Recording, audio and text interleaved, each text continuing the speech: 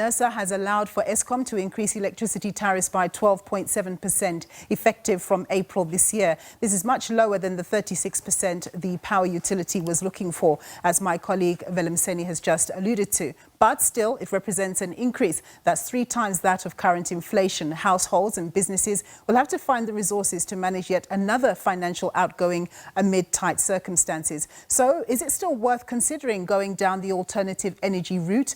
And what are some of the options out there? Well, to give us some insights, I'm joined by Marc du Plessis. He's executive head at LookSee, that is a Standard Bank subsidiary. Thanks very much for joining us, Marc. So it's not that long ago that there was a massive rush by households to get solar panels, inverters, bits and bobs, maybe around 2022 and 2023.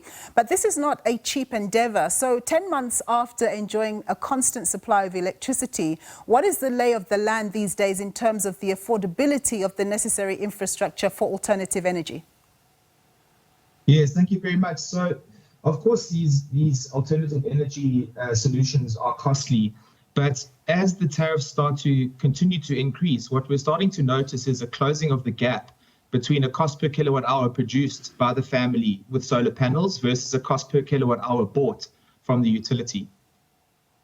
Now, what are some of the options or packages out there for households and businesses to get solar-powered energy? And was the tax incentive that was provided by the government for rooftop solar investment helpful at all? Is it even still running? Yeah, so unfortunately, the residential opportunity from a tax rebate perspective did not continue, which was a bit disappointing. But I could understand that going forward, we need to start thinking about certainly homes finding ways to reduce their consumption. So yes, of course, producing your own energy is something that homes could look at, but also reduction. For example, an electric geyser can take up to 40% of your power in your home. So thinking about different alternatives, for example, possibly converting that electric geyser to use solar panels can significantly impact that cost on the home. So just in terms of the options that are there, Marc, in terms of affordability, what is out there? Like, for example, if you have a bond with a bank, are you able to borrow money off your bond in order to be able to invest in alternative energy? What are the sort of options that are available? Yes, so absolutely. Home loans across all banks are open to looking to take or to allow for solar energy to be purchased on the home loan. There's also the government bounce back energy scheme that Standard Bank is a part of. Unfortunately, this scheme closes at the end of February, which is really, really compelling interest rates, capped interest rates at prime plus 2.5%. And that is still a solar energy loan that's available. So there are alternative lending opportunities as well as opportunities to, as you mentioned, put it on the home loan. So Eskom has suggested that the recent interruption in the constant power supply was likely a blip. But even in a perfect scenario of constant power supply, every year, as my colleague and I were just discussing, the price of electricity keeps on going up and up. And there are massive question marks about the sustainability of this. So given that, do you think that it's still worthwhile pursuing an investment in alternative energy? And do you think that the cost benefits will significantly outweigh that initial cost that one has to pay for it?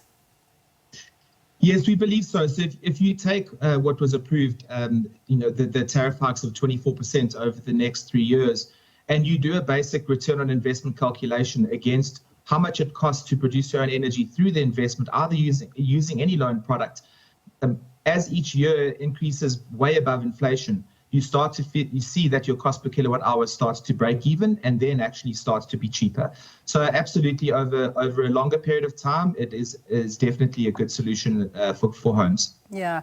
So increasingly, there have been a few news items on digital platforms talking about if private households are investing in solar power, they could be penalized if they don't inform their municipality or Eskom about it. What do you know about this aspect of things? And is there a concern that somehow households and businesses may end up being punished for having made the investment to mitigate against load shedding, which is, of course, very positive. But because they're going to have the benefit of, having lower electricity costs, it means that's negative for Eskom and the municipalities. Yes, it is a bit of a double-edged sword, but what we have done is a lot of investigation into these municipalities.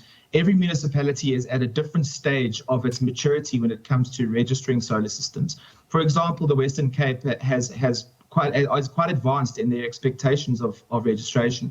So it is important if a home does have solar to make sure that in your municipality you understand what the regulations say and make sure that you comply. Same with Eskom direct customers to be sure that they're investigating this as it is a moving target and it is an evolving environment. All right, Marc, thank you so much for your time and your insights there. That was Marc du Plessis. He's executive head at LookSee, a Standard Bank subsidiary.